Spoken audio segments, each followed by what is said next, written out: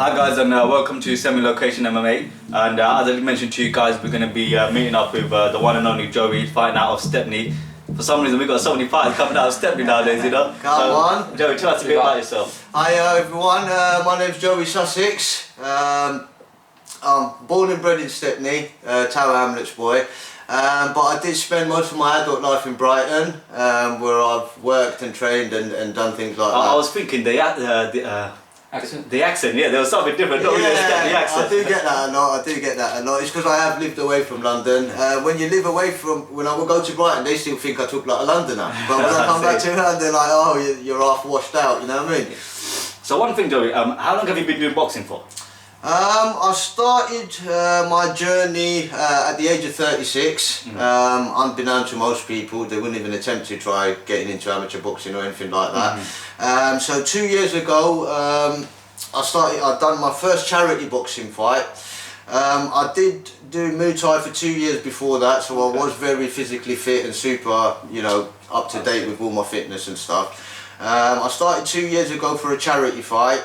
Didn't want to do it to begin with. I thought I was too old. I thought there's nothing in it for me. I thought I'm not going to chase a career for the rest of my life. You know, I haven't got the years in me. But the charity fight and raising money for the Lennox Children's Cancer Charity did bring me a lot of recognition. People appreciated what I did.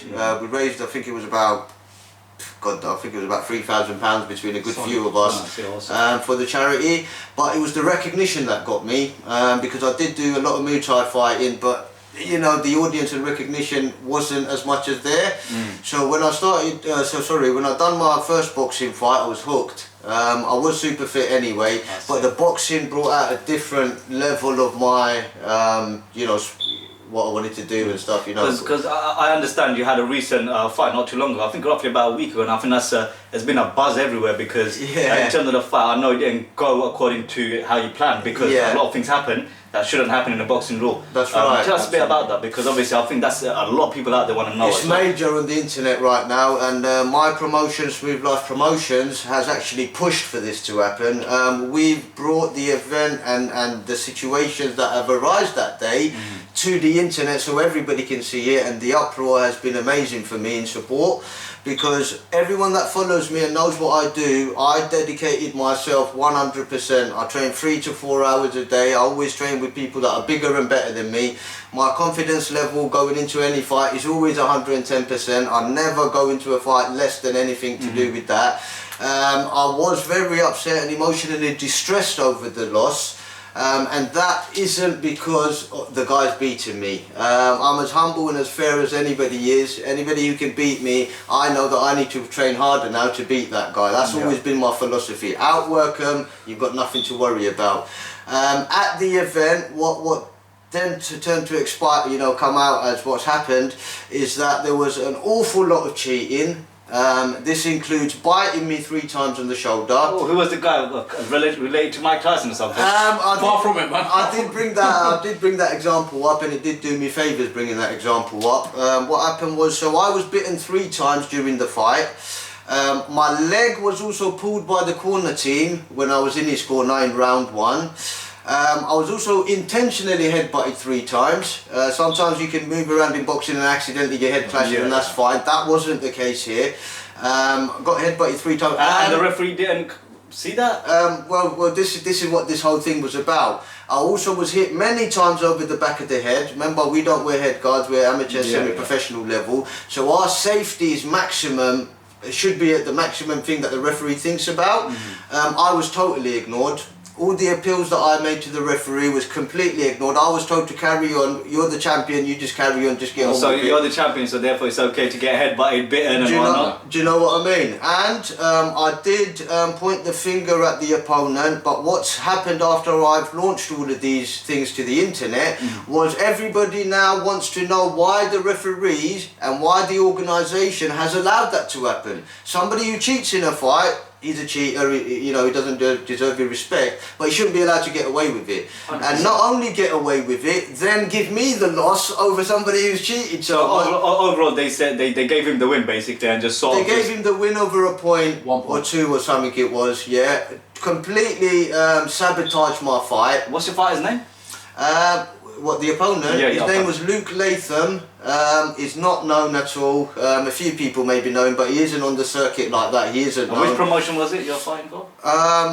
Well, I've got my own promotions as an independent boxer, but the event was the Zero to Hero boxing. It was a charity boxing thing, but they also have league fighters come on to you know, rear up the crowd at the end and give them a... Because I think it's very important for other people that's going to go into a boxing match, and if they're going to be fighting for against this guy, for example, absolutely. They need to know. And then do you know the referee, the name of the referee, or? I don't know the name of the referee. I have worked in the same ring with the same referee, and he has always been fair. Okay. I've had nothing to say about the guy, but that's because my performances outshadowed any other guy. If you're getting knocked out, it don't matter what the ref says, you're out, mate. I've won. So that's my mentality every time. As long as I get a standing 8 count or smash the life out of him, I've got nothing to worry about. And it's never bothered me coming into a fight, but this fight specifically, because I've dedicated myself so much to becoming a champion, and not only a champion, becoming a 3-time Sussex champion from London, the first Bangladeshi guy to ever win the title. I've got it first, but to win it 3 times, I would have blown the records out of the books. Just for the viewers. Yeah. In what time period did you get this resume done? It's mind-blowing. I started 2 years ago. I'm 8 fights in. I'm the 2-time Silver Sussex champion. Just to lose it this time, that would have made me the 3-time Silver Sussex champion, and that would have been exactly in 2 years time. Within 2 years. I was undefeated until that point. I never dreamed of anybody beating me, because I can't foresee somebody beating me, because I trained to the max. I mean, I just done some pad work with you, and to be honest, I was quite surprised by the power and the speed for quite a big guy. And the power and the speed that come out from it, I was quite surprised. I think my wrist is hurting. Sorry about that, bro.